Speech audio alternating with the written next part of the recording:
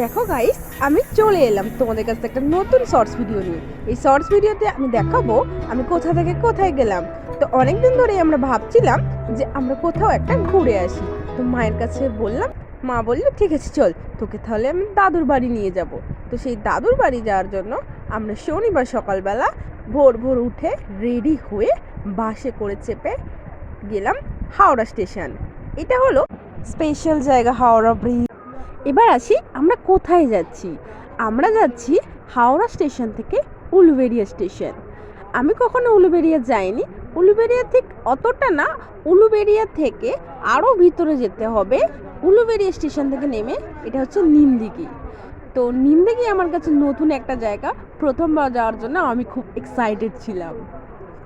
তো গাইস, এখানে গিয়ে আমার সত্যিই একটা নতুন এক্সপিরিয়েন্স হয়েছে, যে এক্সপিরিয়েন্সটা আমি এর আগে কখনো কল্পনাও করতে পারিনি। মানুষ যে এত ভালো হয় আমি এখানে গিয়ে শিখলাম। এরা যে এত ভালো বিহেভ করতে পারে আমি এখানে গিয়েই বুঝতে পারলাম। তো আমি আর মা বাবা আমরা হাওড়া স্টেশনে পৌঁছে গেছি। এটাই হলো হাওড়া স্টেশন। এখান থেকে আমরা নেমে ট্রেন ধরবো। তো বাবা বললো আগে টিকিটটা কেটে নেওয়া যাক। সবাই মিলে হাঁটতে হাঁটতে টিকিট কাটার জন্য স্টেশনে যাচ্ছি। পড়াশোনার চাপে সত্যি বলতে আমার অনেক দিন কোথাও যাওয়া হয়নি। দেখতে পাচ্ছ পাপি টিকিট কাউন্টারে টিকিট কাটছে, মা লাইনে দাঁড়িয়ে আছে, আমরা স্টেশনে যাচ্ছি।